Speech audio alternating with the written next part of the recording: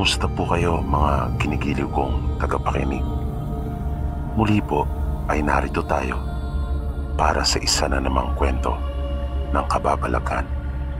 At tulad po ng dati ay hangat ko pong lagi na sana'y abutan po kayo ng pagtatangal na ito na nasa mabuti pong kalagayan, ligtas sa anumang uri ng kapamakan at karamdaman.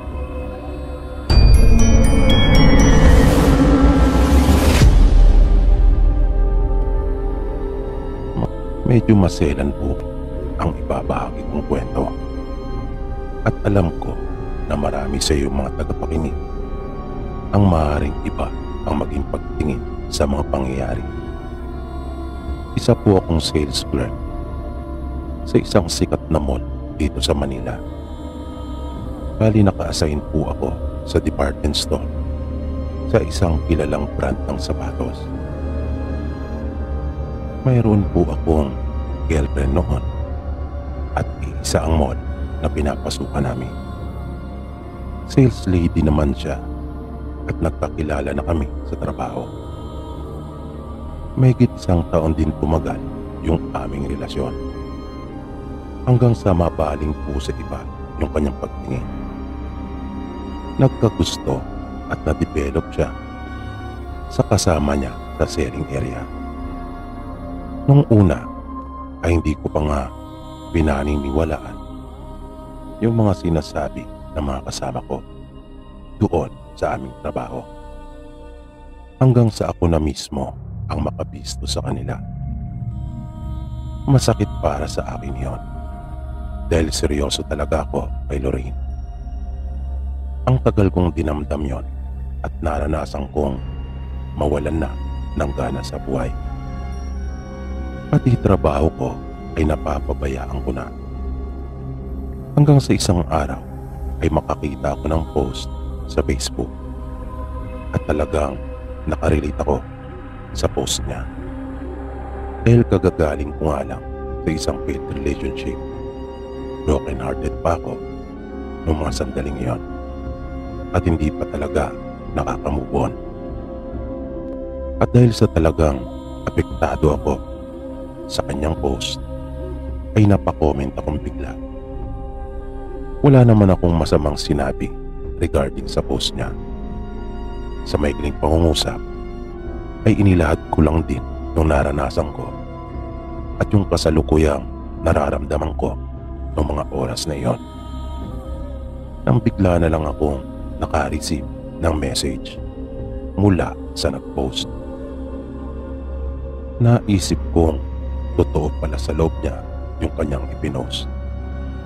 Pagkat sawi din pala siya katulad ko. At kasalukuyan ding dumaraan sa matinding depression. Nagpalitan pa kami ng ilang mensahe. Hanggang sa nakatulugan ko na iyon.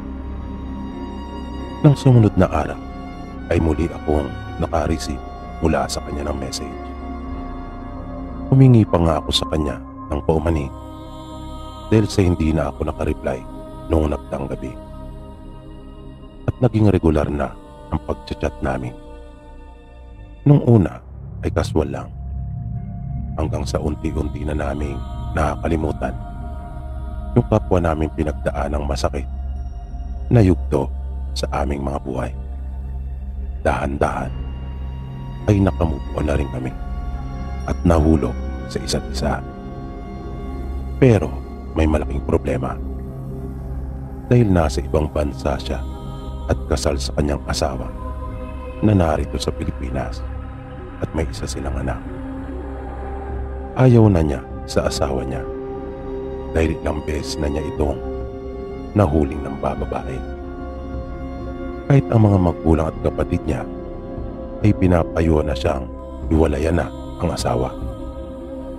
Pero ayaw naman ng lalaki at sabi ni Eileen ay siguradong maghahabol. Kaya nanatiling lihi yung aming relasyon. Itinago namin iyon sa aming mga kaibigan at kakilala. Naging maayos naman yung aming relasyon maliban sa mga maliliit na pagtatalo at mga pag-aaway na normal lang naman sa isang relasyon, lalo na at magkalayo. Nang magdadalawang taon na kami at matatapos na ang kanyang kontrata, ay natuwa ako dahil naka-schedule na siya para umuwi. May mga plano na kami tungkol sa pag-uwi niya. Susunduin ko siya at hindi na muna didiretso doon sa kanilang probinsya. Masayang-masaya po ako noon, Sir Pipi, dahil sa wakas ay magkakasama na rin kami. Kaya nga ilang araw pa bago siya dumating ay talagang di ko na maitago yung kasiyahan ko. At nang sumapit yung araw ng pagdating niya ay napaaga ko ng punta. Siguro dahil na rin sa sobra kong excitement. At nang makita ko sa monitor na lumapag na yung eroplano sinakyan niya, ay biglang bumilis yung pagtibok ng aking puso. Tumayo na ako at pumwesto na kasama ng ibang mga taong nag-aabang. At nang magsimula ng lumabas yung ibang mga pasahero, ay hindi na ako mapakali. At talaga namang kinabahan ako ng todo. Panay ang pagtingkayat ko at tinitingnan talagang mabuti bawat dumaraan.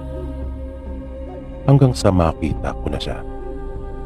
Parang ayoko nang matapos kung sandaling iyon. At pakiramdam ko ay parang biglang tumigil ang pag-ikot ng mundo. Na lahat ng nasa paligid ko ay tila pa bumagal, maging ang pagkilos ng mga tao. At nang makita na rin niya ako, ay biglang sumilip ang isang napakatamis ng ngiti mula sa kanyang mga labi. Napakaganda talaga ni Aileen, nasabi ko sa aking sarili. At nang magkalapit na kami, ay di na namin napigilan pa ang aming mga sarili at nagyakap na kami. Mahigpit na yakap na para bang ayaw na naming bumiti sa isa't isa. Pakiramdam namin ay parang kami lang ang naroon, na wala kaming pakialam sa mga taong maaaring nakatingin sa amin noong mga sandaling iyon. Pumila kami para makakuha ng taxi at nang makasakay ay nagpatid kami sa malapit na hotel doon. Plano namin mag-stay doon ng kahit 5 araw. Habang bumabiyahe kami ay magkahawak pa kami ng aming mga kamay at nakasiksik siya sa akin habang nakakbay naman ang isa kong kamay sa kanya. Nang dumating kami sa hotel at makapasok sa kwarto ay nagyakap kaming muli ng mahigpit at kapwa kami naluha. Pero hindi ko akalain na yung masayang pagtatagpo naming iyon ay mababalot pala ng isang kababalaghan. Nagsimula iyon nang magising ako ng madaling araw at namalayang kong wala na siya sa aking tabi. Kaya mabilis kong ginala ang aking paningin at laking gulat ko nang makita ko siya na nakatayo sa harap ng dingding at nakatalikod sa akin. Inobserbahan ko pa siya ng ilang sandali at hindi talaga siya umaalis doon. Nanatili lang siyang nakatayo doon na bagyang nakatungo ang kanyang ulo. Medyo kinabahan ako, pero naisip kong marahil ay gano'n lang talaga siya. Dahil minsan na akong nakarinig sa aking katrabaho na may pinsan siyang bumabangon sa kalagitnaan ng pagtulog nito at naglalakad. Kaya dahan-dahan ko siyang nilapitan at inalalayang bumalik sa aming higaan. Nakapikit siya at talagang tulog. Di ko na alam kung ilang oras nang lumipas nang makaramdam ako ng ginang at yayakapin ko sana siya. Pero nagulat ako nang wala na naman siya sa aking tabi. Kung kaya, bumangon ako at nagulat talaga nang makita ko siyang nakatayo at sa pagkakataong iyon ay nasa gilid naman siya ng kama. At kung kanina ay nakatalikod ito sa akin noong mga sandaling iyon, ay nakatingin na siya sa akin ng matalim at galit na galit. Nanlilisik talaga ang kanyang mga mata, pero hindi pa rin siya gumagalaw at kapansin-pansin na hindi ito kumukura at may nagbago sa kanyang mukha. Nakakakilabot talaga ang tagpong iyon at napasigaw talaga ako nang bigla na lang ito nangisay at natumba. Nang lalapitan ko sana siya para tulungan, ay bigla namang umangat ang katawan nito na para bang may nakahawak sa gawin niyang bewang. Pero parang wala na siyang malay noong mga sandaling iyon. At sigurado akong hindi niya itinukod ang kanyang mga kamay at paa dahil sa lumampas ang pagkakaangat ng kanyang katawan sa taas ng kama na aming hinihigaan. At bigla ring bumagsak ang kanyang katawan. At may nakita akong aninong lumalakad na papalayo at tumagos doon sa dingding palabas ng aming kwarto. Mabilis ko siyang nilapitan at sinilip kahit natatakot ako dahil sa nag-alala rin ako para kay Aileen. Wala pa rin siyang malay.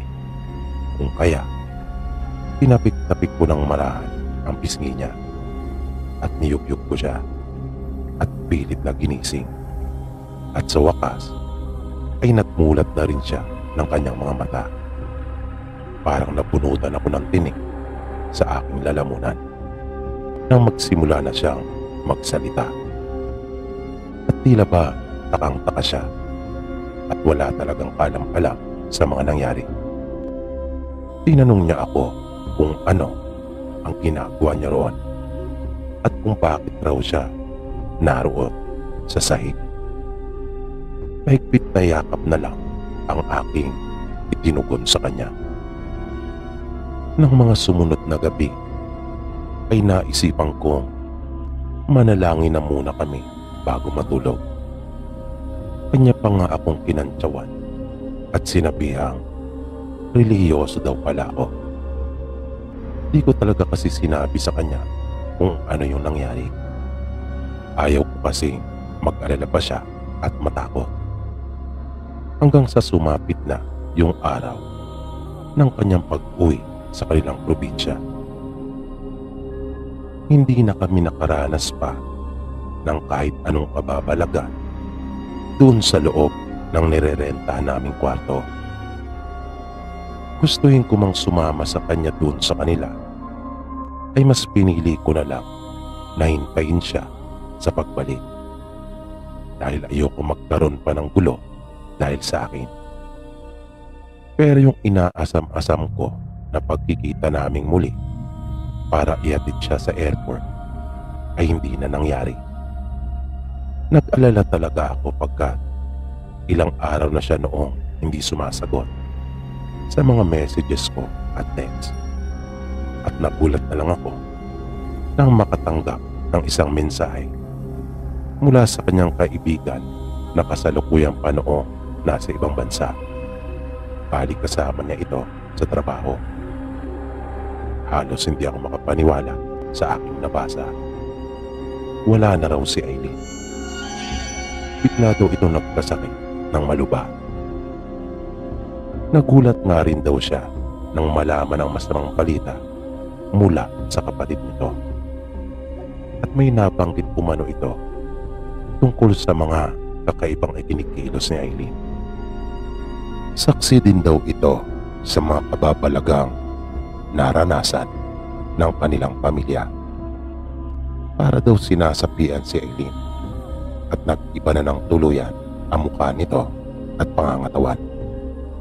Nagkaroon din ito ng maraming mga sugat at pasa At nung huli ay hindi na raw talaga kinaya pa ng kanyang katawan.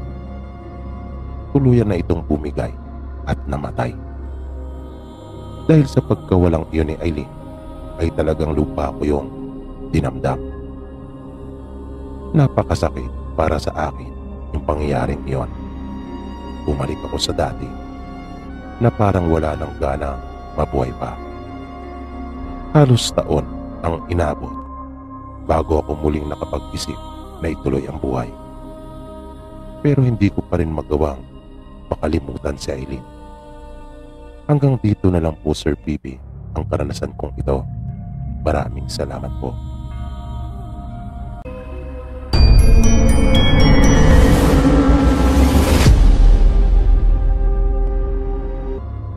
Bata pa lang po kasi ako ay may mga naranasan na po akong kakaiba. Mga pangyayaring talaga pong nagpasindak sa akin. Una na nga rito, nang minsang maiwan ako sa bahay namin. Nag-iisang anak pa lang nila ako noon at kalilipat lang namin ng bahay. Unang beses pa lang ako tumuntong sa bahay naming iyon ay talaga namang kakaiba na yung pakiramdam ko. Mayroon talaga sa bahay na iyon na hindi ko gusto. Pero hindi ko naman matukoy noong mga panahong iyon kung ano. Basta ito yung mga bagay na hindi ako komportable. Ito yung pakiramdam na hindi nagpapapanatag sa akin. At nang minsan nga akong maiwan sa bagong bahay namin na yon, ay pinaramdaman na talaga ako. Mga 3:00 pa lamang iyon ng hapon at bigla na lang bumuhos yung malakas na ulan. Kasunod noon ay bigla rin nag-brown out. Ito yung mga panahong madalas ang brownout sa buong bansa. Pagkamatay ng ilaw ay bigla na lang ako nakarinig ng isang malakas na pagkalabog doon sa itaas na bahagi ng bahay. Bali 2 palapag po kasi yung bahay namin. At yung malakas na pagkalabog na iyon ay nasundan ng mga yabag na may isip mo talagang mayroong tumatakbo doon sa itaas. Agad akong kinilabutan dahil doon. Na habang naghahanap ako ng kandila ay talaga namang ang bilis ng pagkalabog ng dibdib ko. Pagkat patuloy kong naririnig yung mga ingay sa itaas ng aming bahay. At kahit kasi hapon pa lang noong mga oras na iyon, kaya akalain mong gabi na dahil sa sobrang dilim ng buong kapaligiran.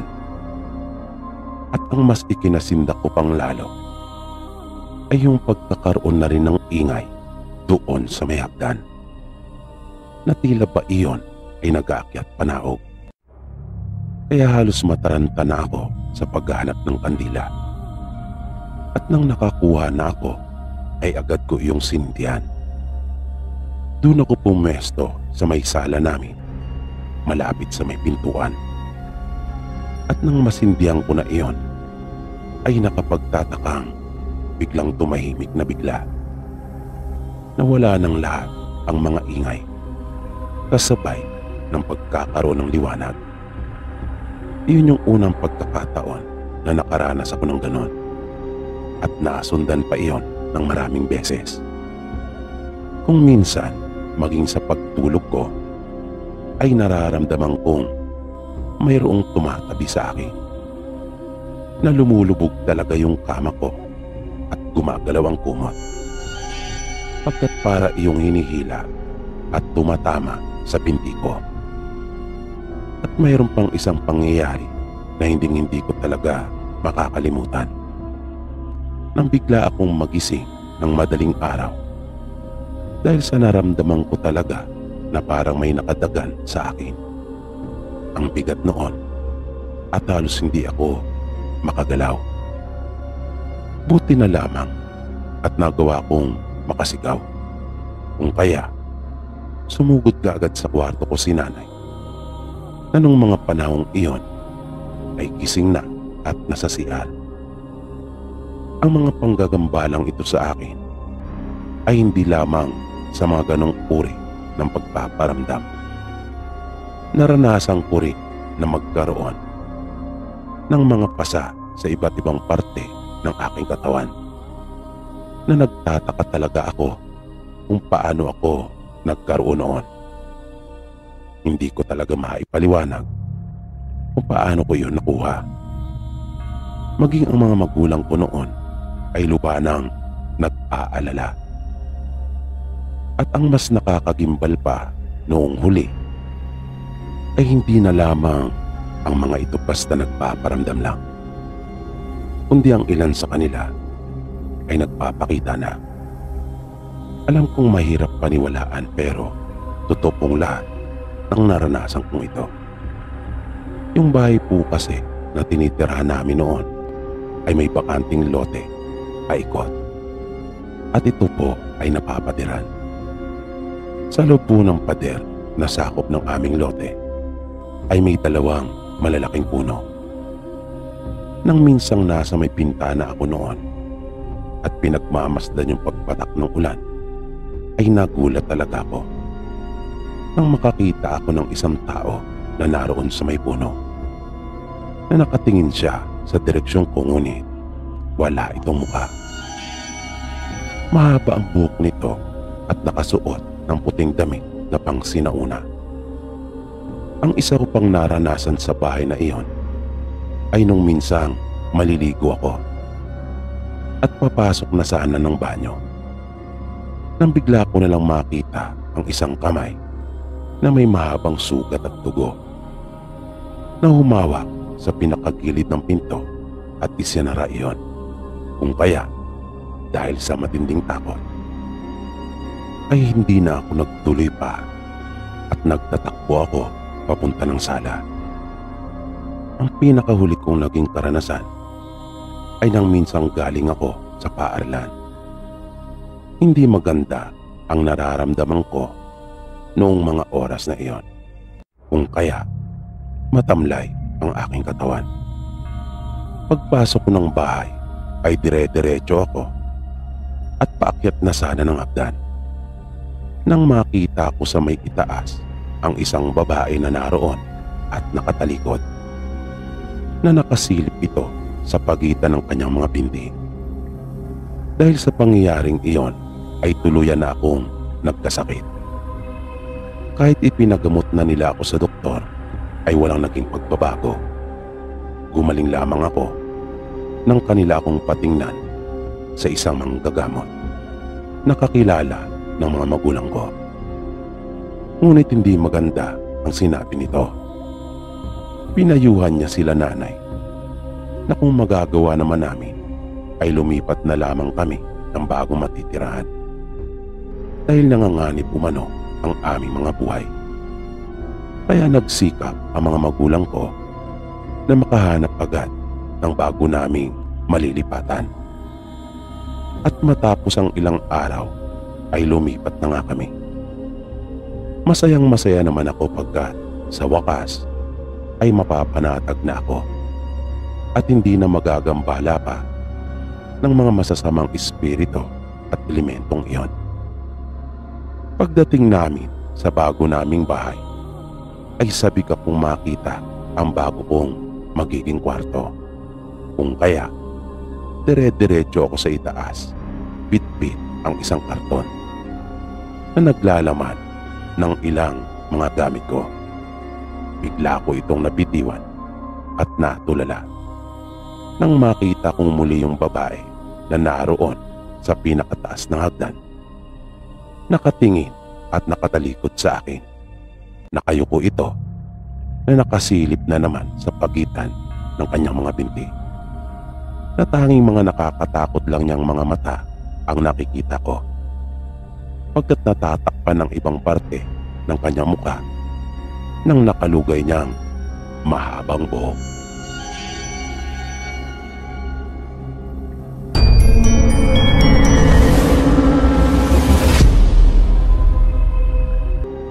Nais ko lang din pong ibahagi sa inyo yung naging karanasan ko nung bata pa ako. Laking Maynila po ako ngunit nabigyan ng pagkakataong makipagbakasyon sa probinsya ng nanay ko nang mamatay si Lola. Bali iyon po yung unang pagkakataon na nakarating ako doon. At nasa kabundukan po talaga ang bahay nila na noong mga panahong iyon ay bibihira ang mga bahay doon na yari sa bato. Na halos lahat yata ng aming nadaanan nung kami ay bumabiyahe ay talagang mga payak lang at pangkaraniwan. Tanghali nang dumating kami mismo doon sa bahay ng mga magulang ni nanay. Iilan lang ang mga taong naroon. Kung kaya, ramdam mo kaagad ang lungkot. Pero kakaiba pala doon kapag may lamay. Dahil paggabi ay dumadagsa ang mga tao at nagkakasiyahan. At kaya naman wala halos tao kapag araw ay dahil abala ang mga ito sa kanilang pang-araw-araw na gawain. Nakilala ko rin sa unang pagkakataon yung mga pinsang ko na anak ng mga kapatid ni nanay at dalawa sa kanila ang halos kaedaran ko. Mas matanda lamang sila sa akin ng 1 taon. Ito ay sina Nognog at Ipet. Sila kaagad ang nakapalagayang loob ko.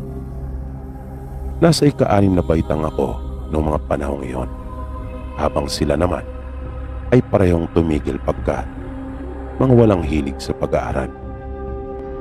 Unang gabi namin doon ay niyaya nila akong dalawa sa isang lugar. May isinama pa sila noon na 2 babae na mga kaedaran lang din namin. Habang parami ng parami yung mga taong dumarating, kami naman ay pasimpleng umalis at pinuntahan yung sinasabi nila sa akin. May dala kami noong isang flashlight at lampara dahil walang kuryente doon sa kanila. Halos may kalahating kilometro din yung nilakad namin bago namin marating yung sinasabi nila. Pagdating namin doon ay nagulat ako nang bumungad sa akin ang isang kubo matapos naming sumuhon sa mga nagtataasang halamang ligaw na naroon. Bali hindi iyon tanaw mula sa daanan. Napapaliputan pa iyon ng mga nagtataasan at malalaking puno. At doon sa loob ng kubo ay mayroon ng nakahandang inumin na nakalagay sa isang galon. At mayroon ding 2 piraso na inihaw na isda. Kaya malinaw na sa akin kung ano ang aming gagawin doon. At dahil gusto ko ring maranasan iyon, kung kaya hindi na ako tumanggi pa ng kanila akong alukin. Maging yung 2 babae ay kasali. At talagang magaganda sila. Na naibang bigla ang aking pananaw pagdating sa mga probinsyana. Pagkat maging ang kanilang mga kotis ay magaganda rin. Nang bigla na lang natigil yung aming pagtatawanan nang maramdaman naming umuga yung kubo. Natahimik kaming lahat at naputol yung aming kasiyahan. Habang tahimik kaming nakikiramdam, ay bigla naman kaming nakarinig ng mahinang tunog. Biglang nagsalita si Nognog at tandang-tanda ko pa yung katagang sinabi niya, "Wakwak." At kitang-kita ko sa kanyang mukha ang takot. Na yung binanggit niyang iyon ay iyon mismo yung tunog na aming narinig. Pero di pa malinaw sa akin noong mga sandaling iyon kung ano ba yung wakwak na sinasabi nila. Ngunit may masama na akong kutob na nasa isa kaming sitwasyon na hindi maganda dahil na rin sa mga ipinapakita nilang reaksyon. At biglang tumayo si Ipe at nakita kong may hinugot siyang isang maiksing itak na nakasuksok sa atip. Doon na talaga ako kinabahan hanggang sa may biglang lumitaw sa bukana ng kubo. Hindi ko tiyak kung ano iyon dahil puro lang itim ang nakita ko. para iyong pakpak. Kung pakpak ng ano ay di ko talaga alam. Dahil wala naman akong nakitang iba pa maliban doon na tila nakaharang sa may pasukan ng kubo pagkat wala iyong pinto. Pero malaki talaga iyon.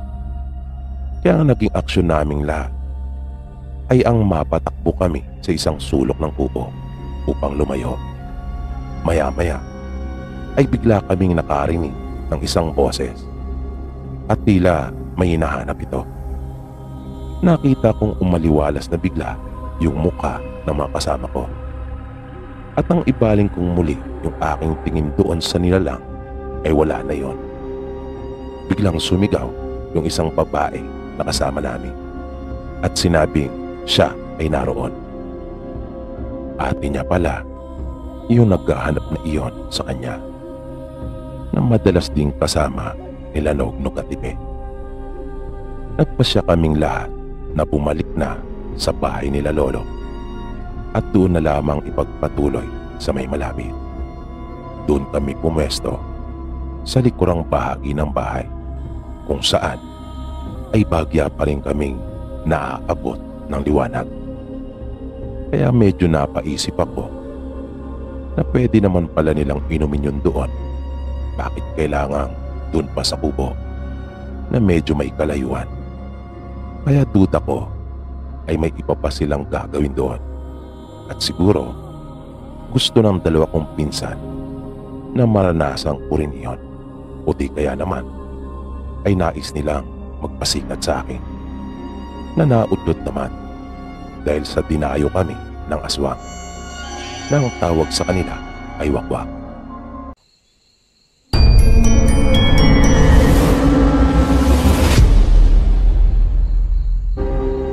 Isang hapon, nagising na lang ako na walang sino man ang nasa bahay maliban sa akin. Ilang oras din pala akong nakatulog. Napaisip akong bigla, saan kaya silang lahat nagpunta? Bakit hindi man lang nila ako ginising? Kung sa bagay, di ko na nga pala dapat pang ipagtaka iyon. Kailan ko nga ba huling naramdaman na nagmalasakit sila sa akin? Hindi ko na maalala. O dahil wala naman talaga akong maaalala. Pagkat kahit minsan ay hindi naman nila ako pinakitaan ng kahit kaunting kabutihan.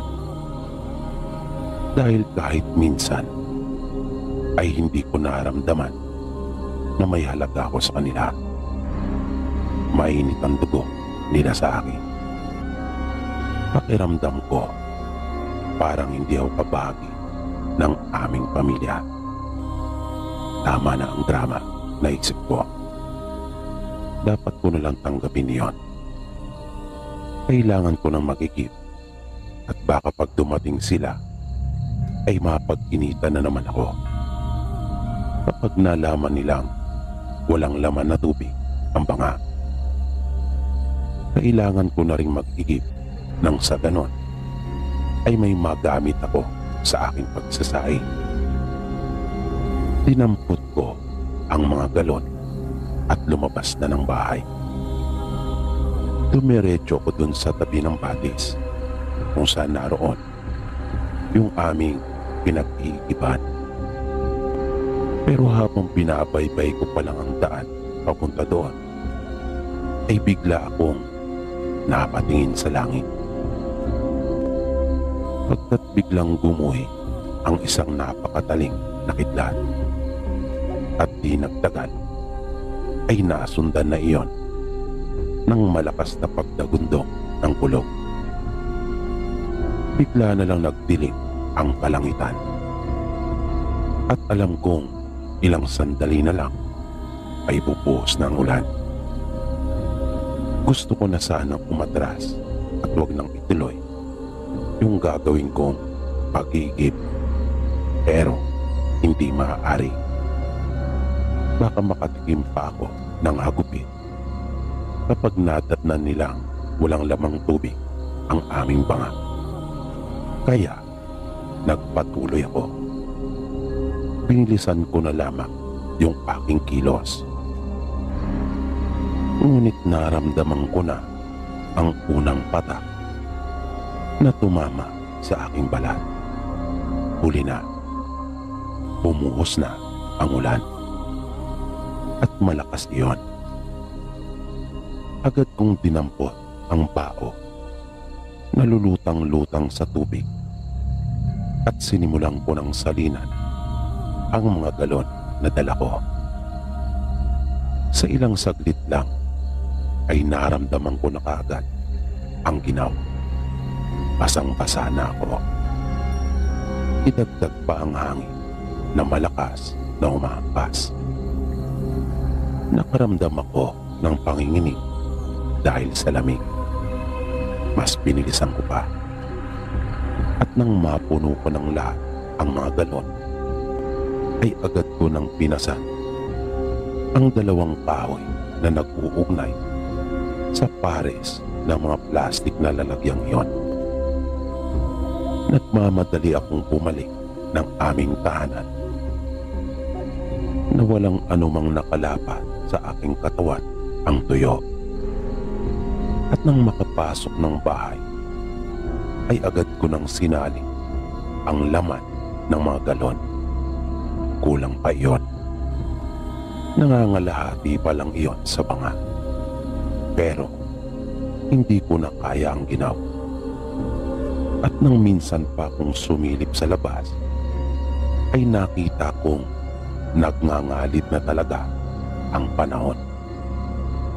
Isa iyong hindi magandang pangitain. Nakakatakot ang tagpong iyon na nakapagpatindig talaga ng mga balahibo ko sa katawan. Pero wala akong kamalay-malay na may mas nakakatakot pa palang magaganap. Isang pangyayari magsasapanganib ng aking buhay.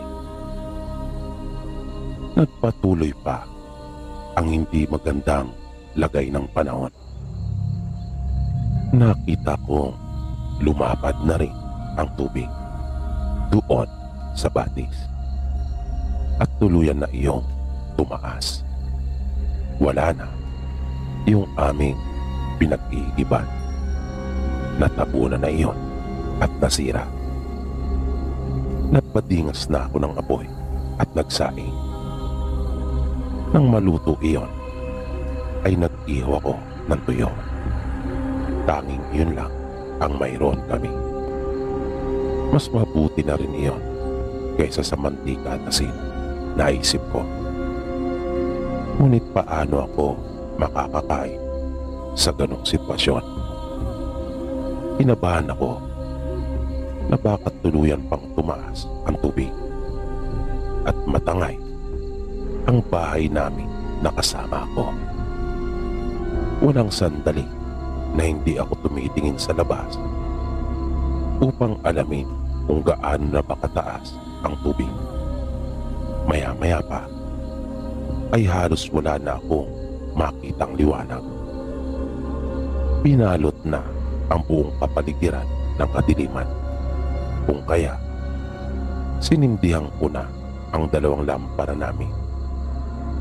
Isa doon sa pinakasala at isa naman doon sa may kusina.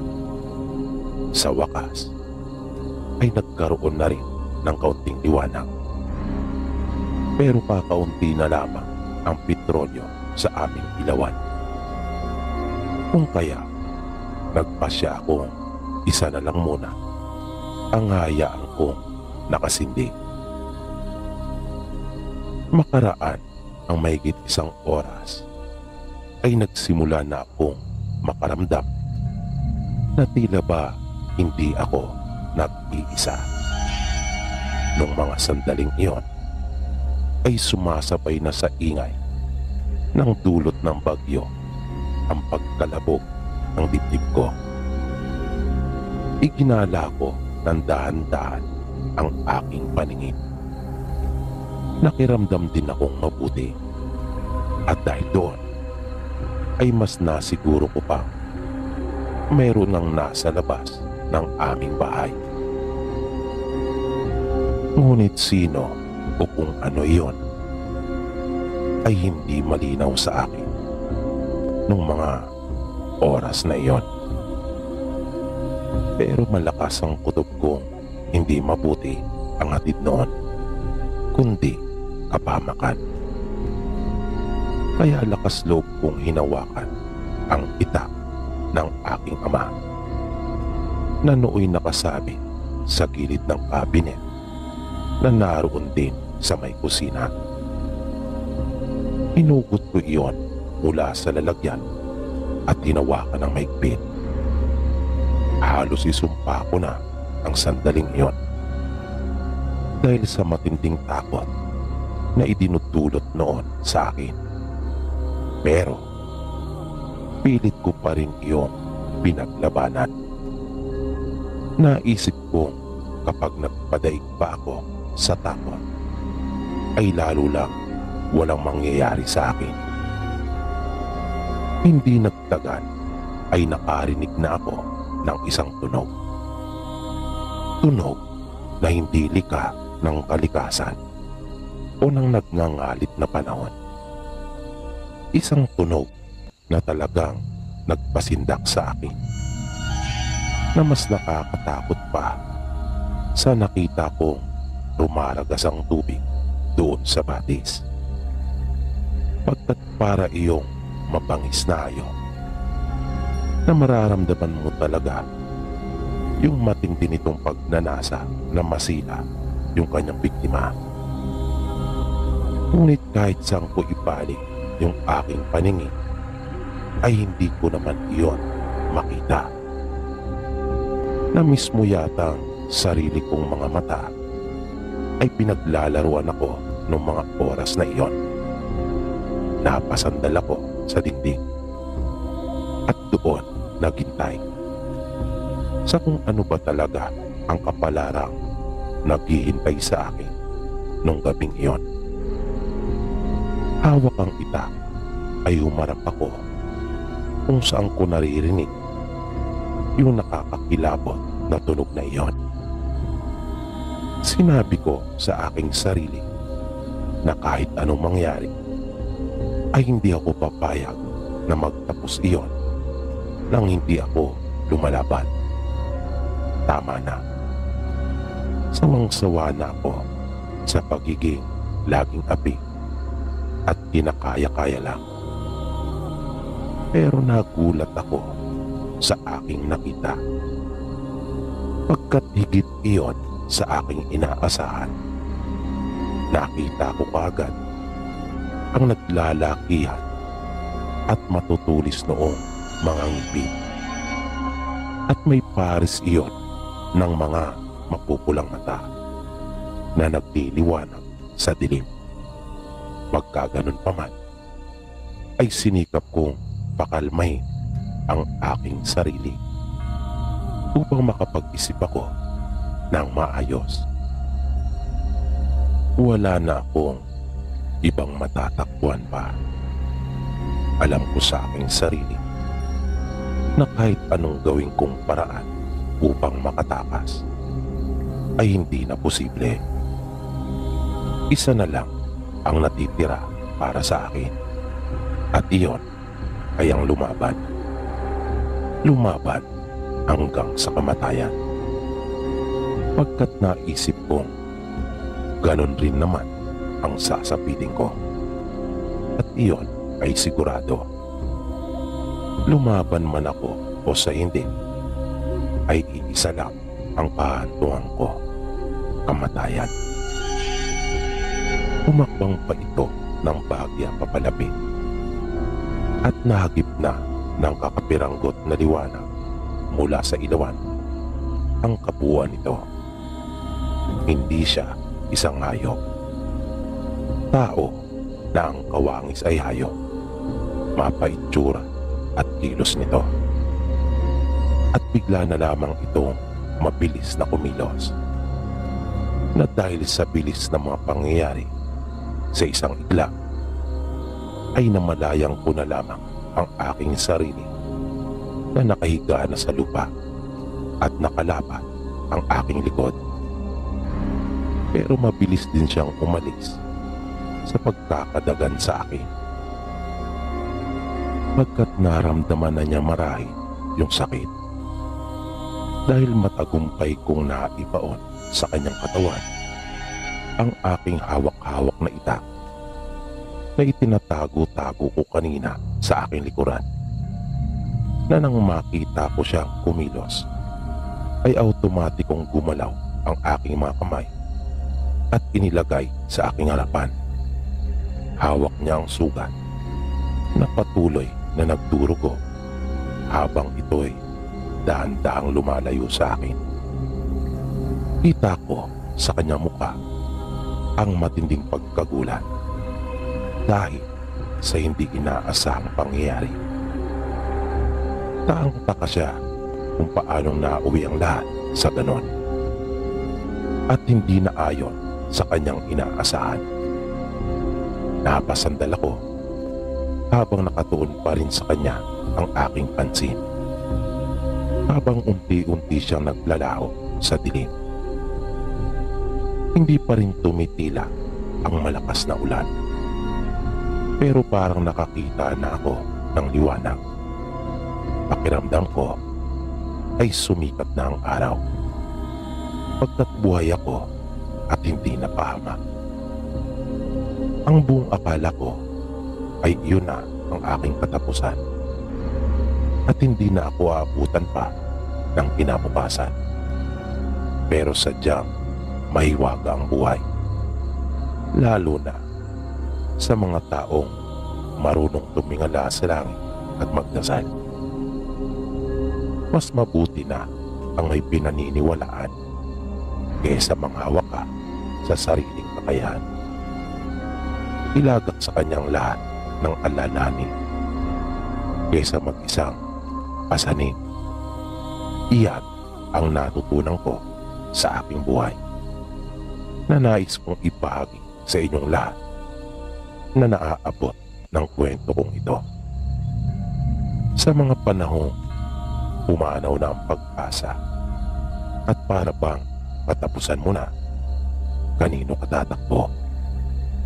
Sa mga taong malapit sa iyo na ang mga kakayahan ay limitado at kadalasan pa nga tayo ay nabibigo, o sa kanya na nalalaman ang lahat at walang hanggan ang kakayahan. Napatunayan ko na bakit hindi mo rin subukan. Hindi aksidente kung bakit mo ngayon ito napakikinggan. Matuto ka lang makinig at magtiwala, lalong-lalo na sa kanyang magagawa. At sa pagpapatuloy ng aking kwento, ng sumunod na araw ay sinalubong ako ng isang masamang balita. Natagpuan umano ang mga magulang at kapatid kong patay at hindi katanggap-tanggap ang kanilang sinabi. Paniwala ng ilan, wala sa tamang katinoan ang gumawa noon, pagkat karumalduman ang kanilang pagkamatay. Ang sabi naman ng iba ay hindi lamang iisa ang gumawa noon, ngunit hindi naman nila matukoy kung sino. Pero ako, malakas ang kutob ko at mayroon na noong naglalaro sa aking isipan. Hindi mahalaga sa akin ang bilang, kung isa o ilan man ang gumawa noon sa kanila. Mas partikular ako sa kung sino o ano ang may gawa noon sa kanila. At ang hinala ko ay hindi yun iba sa nakaharap ko nung nagdaang gabi, pagkat iyon lang ang nakikita ko may kakayahang gumawa noon sa mga mahal ko sa buhay. Matapos mailibing ang mga magulang at kapatid ko, ay kinuha ako ng kapatid ng nanay ko at doon na tumira sa kanila. 16 anyos ako noong mga panahong iyon nang maganap ang trahedyang ito sa buhay ko.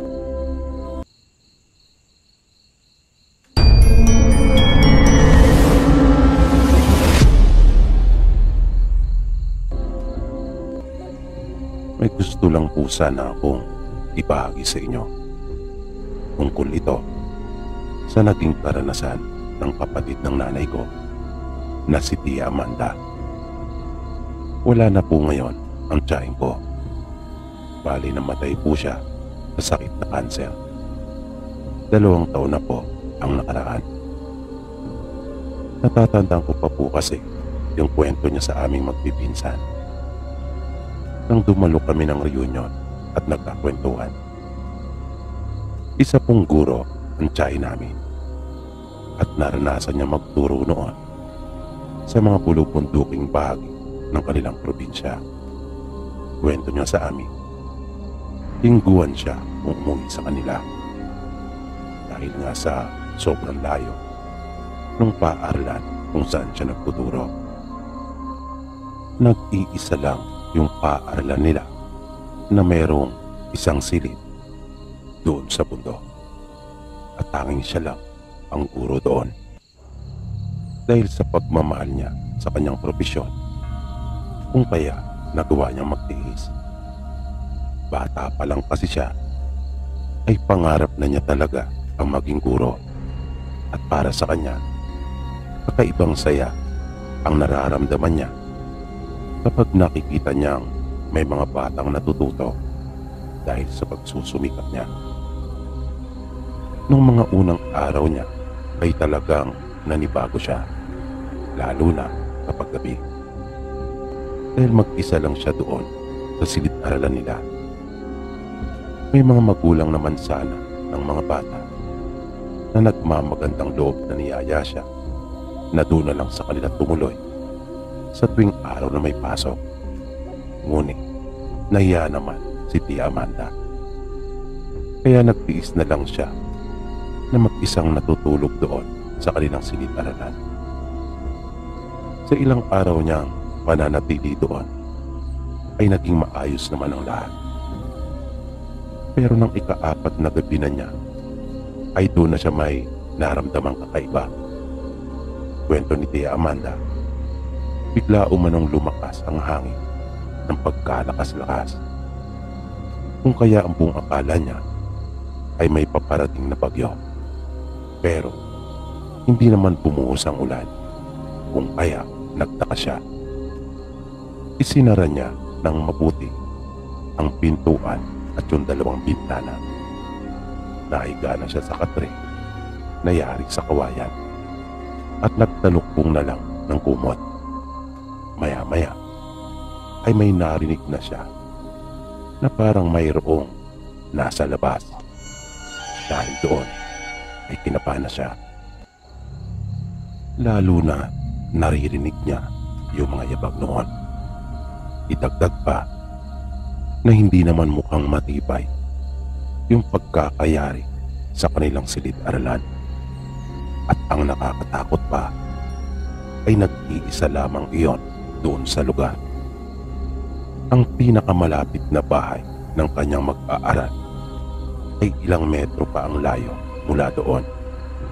Pero sa palagay naman niya ay maririnig siya nila kapag siya ay sumigap. Yun ang naisip niya kung sakaling maging agresibo na talaga yung nasa labas at magpili na siya ay pasukin. Pero humanap na siya ng maaari niyang magamit na armas. Yun nga lang, ang tanging naan doon ay yung tinatawag na utak. Hindi matulis ang dulo nito at karaniwang ginagamit lang na pambungkal ng lupa. Magkaganon pa man, ay kanya rin iyong hinawakan. Naisip niyang mabuti na rin iyon kaysa sa wala. Nang bigla na lang tinalapag yung isang bahagi ng dingding at nakikita niya sa siwang yung nilalang na gumagawa noon. Tawang figura nito at sa tingin niya ay may kataasan iyon. Ngunit hindi niya ito maitsurahan, pagkat tanging liwanag lang na nagmumula sa buwan ang nagsisilbing pinakailaw sa labas. Nagsimula na siyang sumigaw. Humingi siya ng tulong. Pero hindi tumigil yung nasa labas at gusto talagang makapasok. Hanggang sa makita niyang lumusot na talaga ng isang kamay noon. Nagulat siya pagkat mabalahibo iyon at may mahabang kuko. Kahit natatakot ay lakas loob niyang tinaga iyon ng hawak niyang utak. May talas din naman kahit paano, pero walang anumang naging epekto iyon sa nilalang. Hindi man lang nito ininda iyon at nagpatuloy sa kanyang ginagawa. Hindi naman tumigil si Tia Amanda sa pagsigaw. Patuloy siyang humingi ng tulong. Hanggang sa bigla na lang tumigil yung nilalang at nagmamadali na itong lumikas. Ilang sandali pa ay nakarinig na siya ng mga boses at nakita rin niya yung liwanag na dulot ng dala nilang mga ilaw. Binuksan niya ang pinto at agad na sinabi sa kanila yung nangyari. Sinamahan na siya ng mga ito nung gabing iyon, pero hindi na rin siya nakatulog pa dahil sa tuwing ipipikit niya ang kanyang mga mata ay naaalala niya yung nangyari. Nalaman niya mula sa kanila na iyon pala ang malaking problema nila sa kanilang lugar. Iyon umano ang dahilan kung bakit walang nagtatagal na guro para turuan ang kanilang mga anak. Hindi naman daw nila matukoy kung sino yung aswang na laging nagtatangka ng masama sa sino mang guro na nadidistino doon sa kanila. Nakiusap ang mga ito sa kanya na kung maaari ay magpatuloy pa siya doon. Doon na daw nila siya patutulugin na lang sa kanila. Doon na pagtanto ni Tia Amanda kung bakit gano'n na lang ang pamimilit ng mga ito sa kanya na doon na sa kanilang bahay matulog. Ayaw na sana niyang ituloy pa yung pagtuturo doon at nais niyang hilingin na siya ay mailipat. Pero naawa naman siya sa mga bata at magulang na taga roon. Kaya kapag uwian ay sumasama na lang siya sa mga bata sa pag-uwi at doon nakikitulog sa isa sa kanila na mas malapit ang bahay doon sa kanilang paaralan. Madalas din ay inihahatid sila at sinusundo ng mga magulang. Kaya tumagal si Tia sa nasabing layo na iyon at marami siyang napagtapos sa elementarya.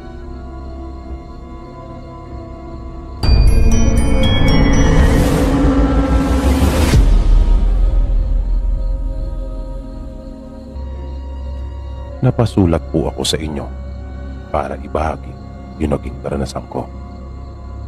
Taong 2003 po nang maisipang kong umuwi sa probinsya ng nanay ko para alamin kung maganda bang magsimula ng negosyo doon sa kanila.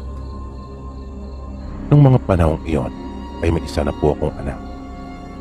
Balak kong magtayo ng poultry at piggery sa kanila at subukang doon na lang kami manirahan ng pamilya ko. Kaya ako na lang muna ang umuwi para masiguro ko kung magiging successful ba ang pinaplano ko. Nang nasa barko na ako, tulad ng nakagawian ko, ay sumilip ako sa pinakabarandile ng barko nang ito ay papaalis na. Maya-maya, habang tinitingnan ko yung pier na unti-unti nang lumalayo, ay biglang may isang babae na sumilip din sa tabi ko. Kung kaya, naagaw ang aking atensyon at napatingin ako sa kanya. Medyo nagulat pa nga ako noon nang makita kong maganda pala ito. Di ko talaga iyon inaasahan. At hindi lang mukha ang maganda sa kanya. Pati pangangatawan nito ay maganda rin, na talaga namang mapapansin ng kahit na sinong lalaki. Kaya sa halip na babalik na sana ako sa pwesto ko, ay nanatili pa ako doon. Yun nga lang, ay hindi na ako nakatingin sa una kong mga tinitingnan, kundi doon na sa magandang tanawin na nasa aking harapan. Makaraan ng ilang sandali ay bigla itong nagsalita at tinanong ako kung taga saan, na ang tinutukoy niya ay kung saan ang punta ko pagdating sa probinsya. Sumagot ako at sinabi ko namang kaagad sa kanya kung saan ang destinasyon ko. At ako naman ang nagtanong. Sinabi din niya ang kanilang lugar. Hindi ako laboy sa probinsya ng nanay ko, pero alam ko yung mga lugar. Kaya sinabi ko sa kanya na mas malayo pala yung sa kanila.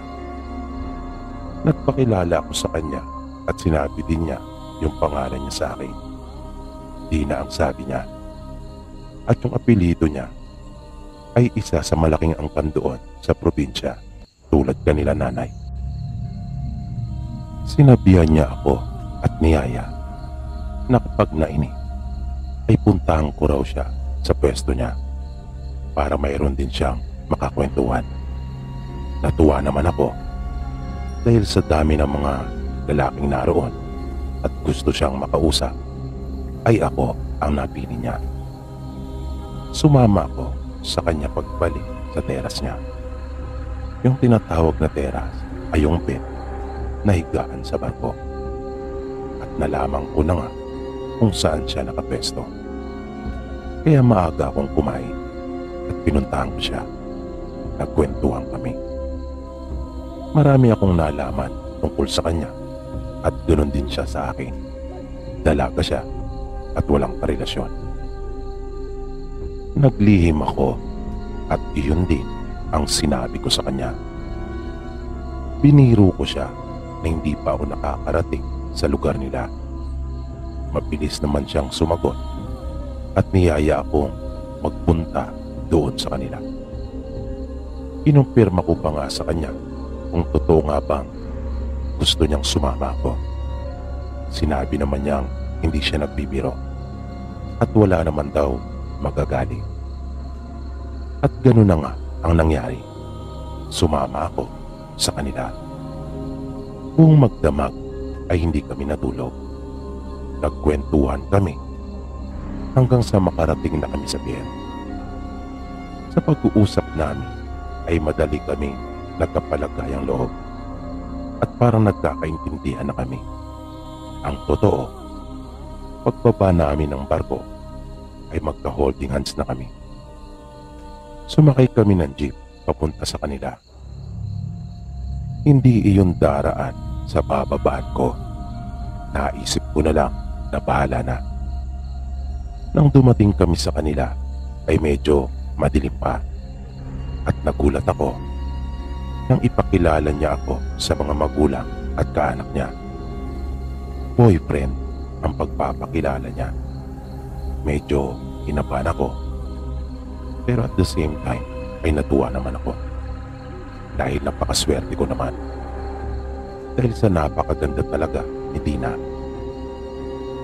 Kumain kami ng agahan at pagkatapos ay magkatabi kaming natulog sa kwarto niya na magkayakap. Tanghali na nang magising ako at wala na siya sa tabi ko. Paglabas ko ng kwarto ay sinalubong pa niya ako at tinalikan at nagyaya na siyang kumain.